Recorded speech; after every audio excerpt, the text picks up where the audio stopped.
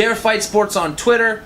Ben Stark HH on Twitter. Jon Nutt's too cool for Twitter. Yep. That's not a name. He's just too cool for Twitter. I don't subscribe to these things. Social media all day. Yep. Every day. Except for me. Because I'm lazy. And I type with my elbows. You know what I mean? Clickety clack, clack, clack, clack.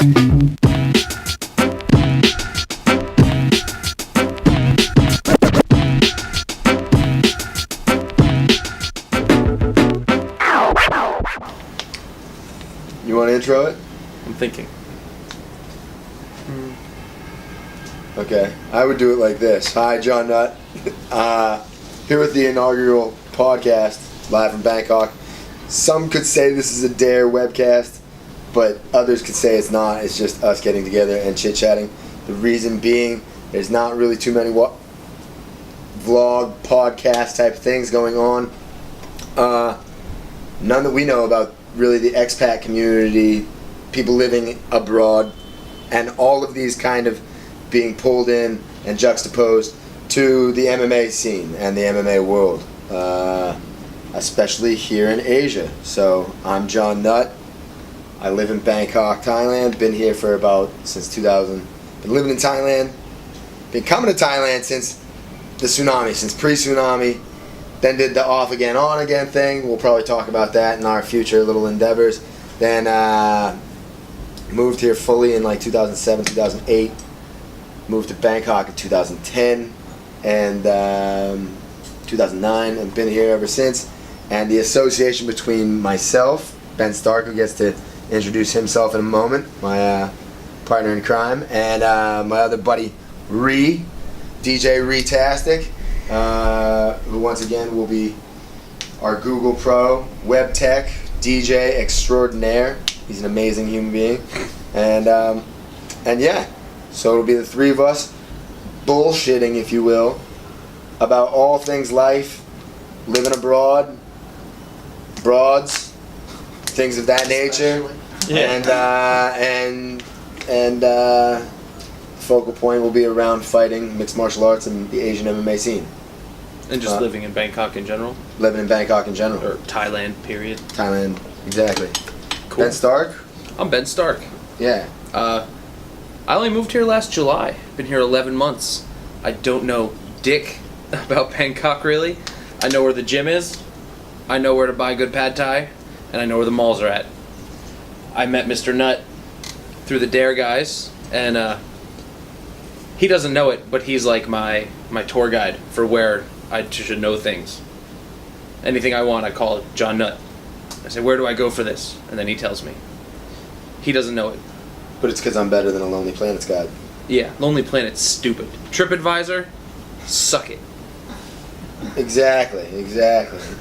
And Ree and I guess, know each other pretty much through the MMA scene as well. I mean, mutual love for fighting and music. Mutual love for fighting and music, yeah. Are you into electronic music as well? I am into electronic music. I am into the DJ scene. I studied a bit of jazz guitar for a long time there, so our roots go back with the old classics. And Lord knows I sing a song. English, Thai. You guys want to have like a rave break? We could get that. Play the Blade soundtrack right now. Play the Blade soundtrack right now. I hope you don't actually have that on MP3. No, that's what we can get done in the future podcasts when it's all like technological. Just be like, breakdown! Technologically prepared. Yeah, technology. Prepared. So anyways, I guess with the Asian MMA scene, yeah, obviously we represent Dare because I do the announcing and occasionally do comedy and that sort of stuff for Dare Fight Sports. Dare Fight Sports. Mr. Ben Stark will be doing commentary for future events. DareFightSports.com. Ree will be our DJ extraordinaire up in the DJ box, spinning the tunes at our live events. Can you scratch? Yes. Hell yeah. Oh, sweet. You got turntables right there, motherfucker. Right there. One day maybe we'll treat you to a little sample. Right now. Figgity fresh. And so we're getting excited because we have a fight. We're getting geared up and prepping, getting fighters together for our $1 million in a cage tournament happening. Late September. Keep your eyes We're open. gonna say late September. We're gonna go with the fall. Late September. Early October. If bad things happen, but really pressing for the time release. Might maybe have a party in there beforehand. I like really parties. our next event. We're kind of getting geared up for. So we're not going to discuss any of the fighters that are going to be on that card right now. But we're going to say that we will obviously talk about Dare. To go on from Dare, we will obviously talk about other things in Asian MMA. So who do we got, Ree? Who do you like for Asian MMA? Well, at the moment, Yeah. it's not so much what I like, but it's what shocked me was Aoki's loss. Aoki's lost what? Yeah, over in the jiu-jitsu tournament. Oh, in Metamoris. In Yeah. Metamoris. Okay. So So- not strictly MMA, but I mean, I can't tell you how happy I am that he lost. well, yeah, I mean, there was articles out there saying that he was like the guy, the underrated guy, the guy that should be, the title. But And wasn't he like the only finish at the show? Everyone else just rode out the clock and didn't actually go for submissions Right. in a submission-only tournament. Yeah, I watched Brendan Shaw It was poke very Homeboy's head for uneventful. Wow. Why did you want Aoki to lose? I used to train with Jay-Z Cavalcanti Okay. back in the States. Jay-Z is an awesome guy. The nicest people I know. And Jay-Z fought Aoki twice. And it was kind of bullshit both times. Like, one time he hit him with, like, a legal shot, and Aoki's like, oh my god, illegal elbow, I can't continue. And got a bitch win that way. Right. At another time, he just sat there and, like, kicked his knees, butt scooting.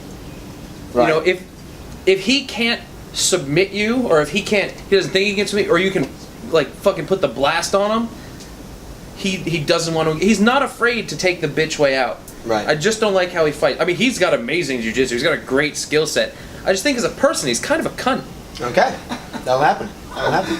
Now, granted, I don't know him personally. Yeah. I just know his persona, and his persona's a cunt. See, I like his persona actually. Just by the way, I actually like because I like when dudes who are badass at MMA don't look like they're badasses at MMA. You look at. I saw him actually at Lumpini Stadium a while ago, and he was like chilling, glasses on, hat on, regular looking shirt on, headphones, looking so plain. You would never expect it, and that dude will rip your arm off. And by the way, this is a good segue right now. I'm just gonna say that I like the way that like to kind of come circular. When I was just asking Ree the question about who he likes in the Asian world, we just talked about Shinya Aoki. We just talked about Jay-Z, your boy.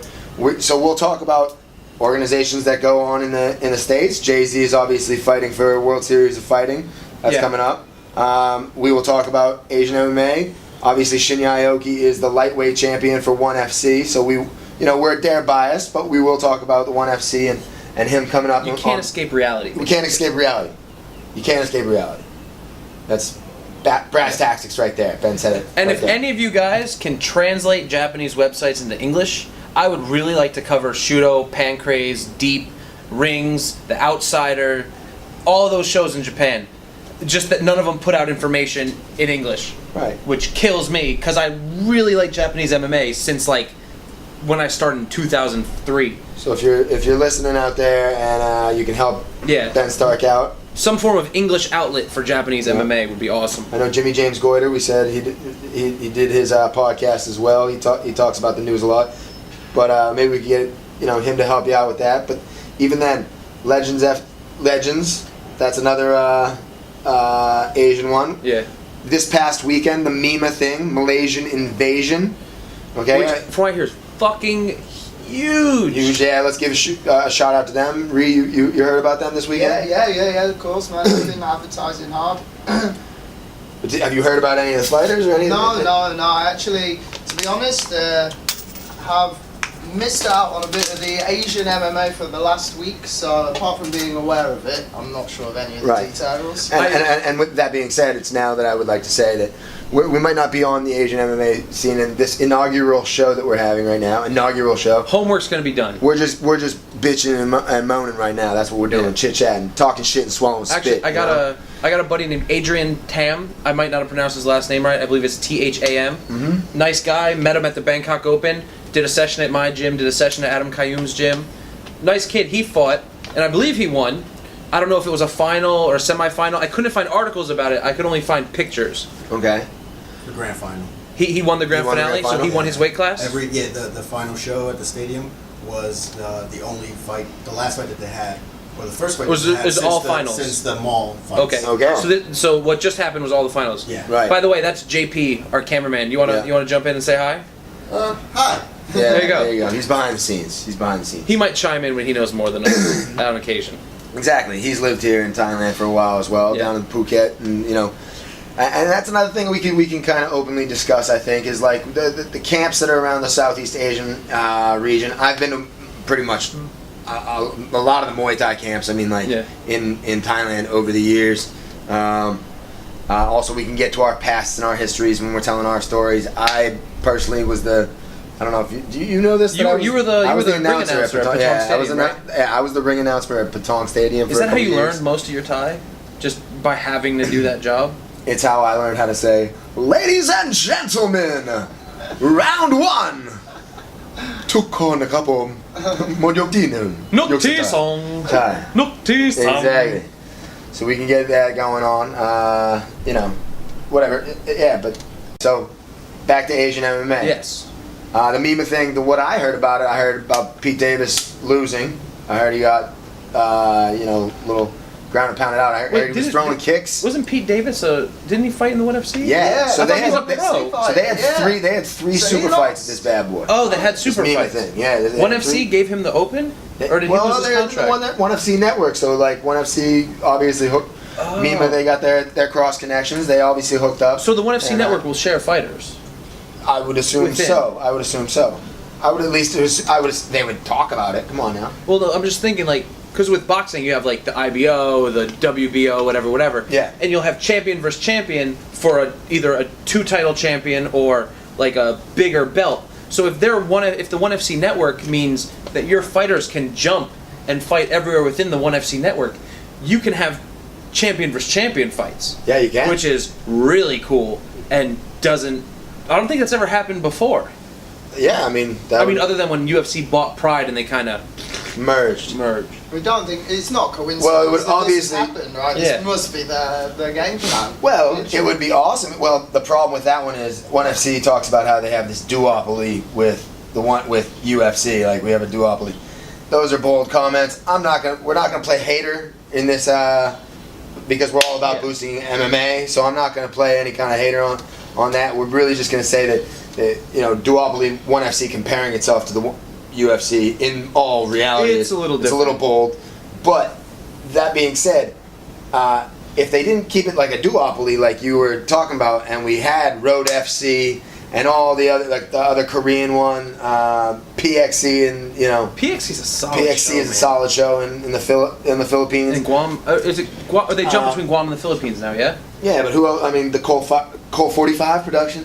I love me some Colt 45. They all be getting down with that. And I don't want to Brown sound. baggy. I don't want to say anything But bad. if you could switch those and it actually kept the network big and bold, It'd be great. I You could make know Dare. We have to once again. Everybody's got to deal with contracts of fighters. Yeah. Everybody's got to deal with where they're fighting next. I mean, I'm lucky. I don't get involved in that. Yeah. Fighters out there, if you get in contact with me, just email your stuff to Dare at darefightsports.com. If you're interested in coming to Thailand, having a scrap in Yep. the coolest fucking city on the planet, on the coolest city on the planet, the first fight capital in the world, original, darefightsports.com, Dare at darefightsports.com. holler at your boy.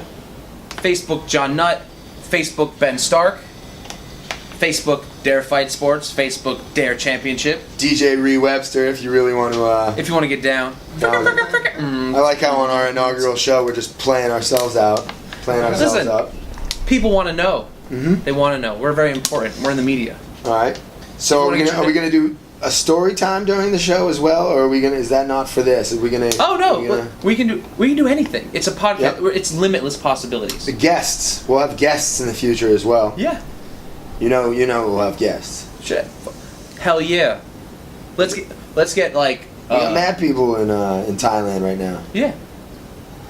We might They're have to studs. get some people close. Shout outs to all those camps. You know what I mean? You got Phuket Top Team, Tiger Muay Thai, Word up. EMAC, fucking Yeah. Q23, Legacy. If you're in Legacy.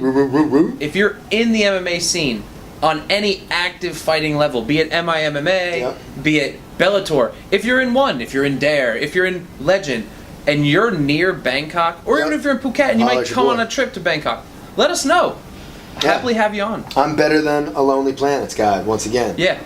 That'll also come into play when we talk about, like, yo, I ate at Soy 38 the other night. That place is the bomb. You guys know what I'm talking about? Soy 38 is the like shit. Right off Tong Lo, that little back road alley. If you're going to have street food in Bangkok, that's the spot. That's a good spot. If you want spicy fried mushrooms, Terminal 21, vegetarian stand, that's my joint right there. The Soak, BTS stop, Mall, Terminal 21. You know how it goes down. We're everything you need in Bangkok. Yep. We could talk about any of the Southeast Asian cities. If you want to talk about Singapore, we could. But for right now, let's just chat about fighting. Now, so let's go best fights or favorite fighters. Do you want to do some bullshit like that? I mean, before we get into like the fun stuff, I'm sure people are quite curious about where Dare's been. What happened? A little background as to why Dare actually kind of disappeared for a hot minute. Okay. Well, let's be nice about it then. Okay. Let's for one say that Dare Fight Sports, we've been holding parties for a long time, and we were doing underground things and underground events and underground shows and underground fights and all that for a while, and then we decided that we wanted to do bigger and bolder events, and the guys who I work for and work under got into some nightlife scenes here in Bangkok and started throwing fights, and Ree's been to our fights. A lot of people have been to our fights.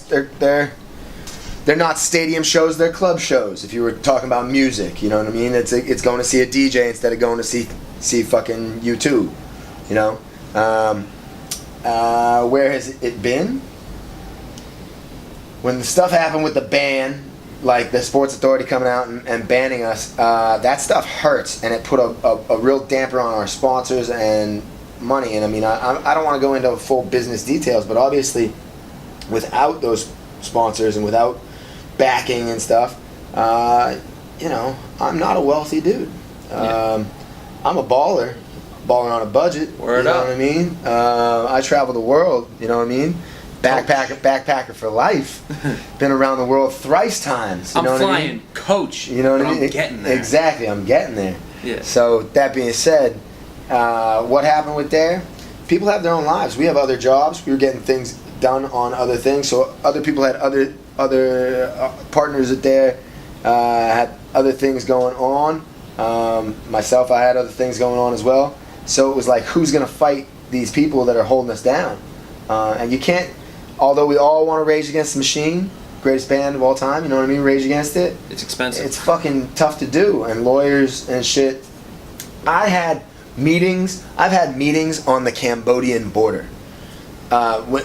If Dare takes off like a bullet, I will have an amazing biography, because the shit that we've been through on this little like torrid tale of being banned and stuff. From, you know, we originally thought it was going to be badass, like Two Live Crew, and it was going to make us bigger and better. And at first, the media that we have and that are surrounding it talked about it like it was cool. I mean, shit, I was on Al Jazeera. I was on Al Jazeera. That's a big deal. Like they did a story on us, and Is there a YouTube on that? Yes, I have that shit on YouTube. Link in the description. Go to aljazeera.com and look up Thailand MMA, and it comes on. Jon Nutt from Dare Fight Sports. Really? Yeah, talking That's about awesome. It. So, I mean, like we made it big, but with that also came like, it's such a new sport that the Thais don't know what to do with it, because their national sport is Muay Thai. It's a combat sport. So it's like, why do you want another combat sport coming in and stealing from your national combat sport? But that's an uneducated, backward-ass way of thinking, and we're in 2013, and people don't think like that anymore. We have the interweb. It works. You know what I mean? People can look up realities and shit like that. And so it's tough for a dude. Like, every one of these Muay Thai camps in Thailand has grown because MMA. The dudes that are all obviously coming from abroad, they're coming to learn Muay Thai. Why? For MMA, generally. At least 70%. At least 70%. So it's obviously helped the country out on a tourism note. There's no denying it. But they don't want, as the way I see it, I mean, like, once again, you can't go into all the business details, but like, you know, when we were getting, you know, we deal with corruption, and this is a corrupt economy, kind of, and we deal with some of that corruption, and it's how many you don't want to step on any toes. Why do you want to step on any toes? I don't want to be a dick. I don't want to get throwing MMA fights isn't worth me not being able to live in this country because I love Thailand. Yeah. You know what I mean? I love Thailand, and if they were like, "Yo, dare fight sports in Thailand," it's like Thailand. But if that doesn't mean that, once again, we now have sponsors on board that are going to take us to doing the shows here and then doing the shows outside of Thailand. Awesome. So that'll be sweet, sweet music. I like music. But yeah, once again, I've had meetings with generals on the border of Cambodia. So there. I'm amazed that's serious. It'll be pretty cool. Yeah, man. Yo, we talked about, the moment that these people learn how to really gamble on it, Asians in general. This is the biggest thing about Asian MMA. I wonder if this ever came up at ONE FC Summit. Like, how can we get people gambling? How can we get people gambling on this sport? You want to make Asian MMA really blow the fuck up? What you do is you teach them how to gamble on it. And you could gamble on MMA the same way you could gamble on basketball. Free throws, dunks, and three-point shots are takedowns. I mean, you're taking points for takedowns already, but it's like going for submissions, knockouts, all those types of things. Like, from what I understand in basketball, you can bet on an individual player taking or missing or making X amount of shots. Right. Like, you can make up your bet.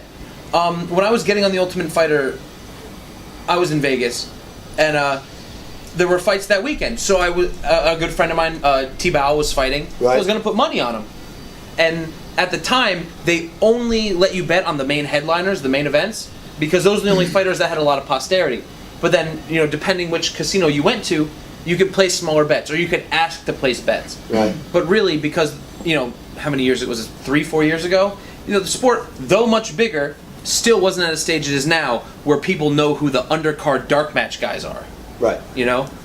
But if you can gamble in Vegas, you can gamble here. Asians gamble For sure. on everything. They love it. They love it. It's a great time. I was in Phuket, and I went to a Muay Thai show, or a Muay Thai event, and I always, like, when the kids, I liked watching the kids fight because they throw more. They don't have that adult fear of getting like plastered or fucking starched. Right. So the kids really fight hard, and I like watching them because you can see the fear in a 7-year-old when he's throwing blows with another 7-year-old. And you can see the excitement in the win and the sadness in the loss. It's before they become jaded, you know? Completely. And you're right, though, like, for the Thai community, for the Thai boxing community, they love gambling because they don't have the power to knock each other out, so it goes all 5 rounds, so you get to gamble on all 5 rounds, and decisions, once again, when it comes down to brass tacks of gambling and getting money, hell, you don't really even care what's going. I mean, you care what's going down, but you know what I mean. I didn't think they'd gamble on the kids. I was like, it's kids. You don't gamble on kids. And I saw one fight between like a Thai, like a Buddhist Thai boy and an Arab Thai boy. Right. And the crowd was split. Apparently, this was a big like kids fight. Yeah. It was quite. I think it was on the Bangla anniversary. Okay. So it was like they pretty much book all big fights on the anniversary of the stadium, and like the crowd was literally split in half, or Muslim Thais and Buddhist Thais. And they were going hard on like who they were getting. It was the first time I ever saw them gamble on kids, and they were going absolutely insane. Yeah. Blew my mind. Not to be Johnny Topper, but I fought on Koh Samui when I used to fight Muay Thai. I fought on Koh Samui, so you got a little bit of a Muslim community there, and I fought a dude from Iran, and he came out with with his gear on, and I fought him then, and the U.S. Navy was in town. And so the stadium actually was one of those big nights, and like I was on the card, and the U.S. Navy was on one side of the stadium, and the Muslim community, like the fishing village community, was on this side of the stadium, and I won by knees, but like 3rd round or whatever. But it wasn't, you know what I mean? It was just the electricity. Yeah. Just the electricity. They get wild, man. The gamblers go crazy. But I was actually saying at the gym the other day, if you can get the gambling population of Thailand, like even the Muay Thai gamblers, because in reality they just really kind of want to gamble. Yep. You get them slightly educated on MMA. Yeah. And you just bring them to the shows. Tell them gambling free. If you gamble, we have a gambler's pit. Right. Free entry. And I think, just gamble. I think we're gonna once again, as our inaugural show, Ben, can we get an agreement? inaugural show.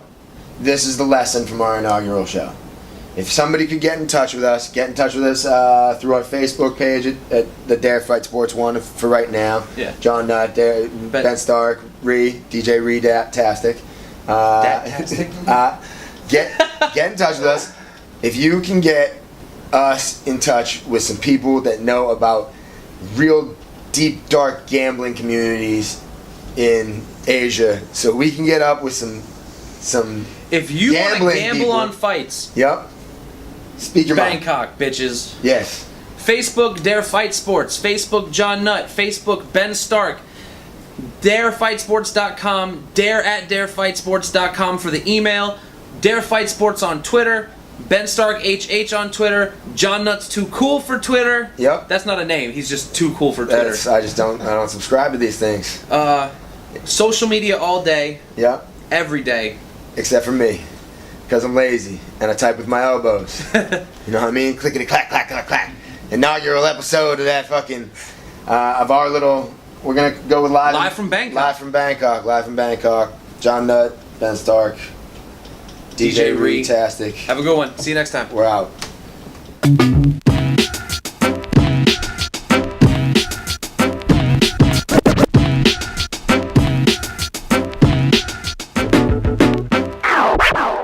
Well, isn't gambling illegal in Asia?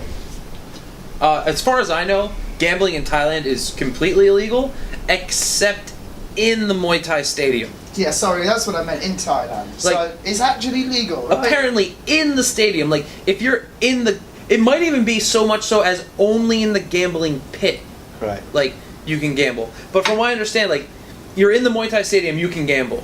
But let's go back to this. Right. For understanding, you're like, let's understand. Let's also understand what we've been said in our little inaugural webisode, that we're gonna keep it real. Keeping it real means the reality of what a country is all about and what things are all about. So yes, it's illegal to gamble, but do we see it? Do we visually see it? I see it every time I go to a boxing match. I was in Phuket. Guys line up little birds, Yeah. and they play a note like "goo," and the first bird that hits the note, owner gets the money. Right. Like who the fuck gambles on birds going chirp, Exactly. chirp, chirp, chirp? There's championship bloodlines. They sell hatchlings. Cockfighting. Love me some cockfighting down in Phuket. I've never seen cockfighting. I heard there's dog fighting here There's too. bull towing. There's bull towing. Oh, where the bullies pull the sleds. They got the sled pulling, That's and they actually got the a pretty ones big where they sport go in the States. against each other, like run each other out. like tug of war? Yeah, tug of war. I've seen sled pulling by pit bulls in the States, and it's like a sport now.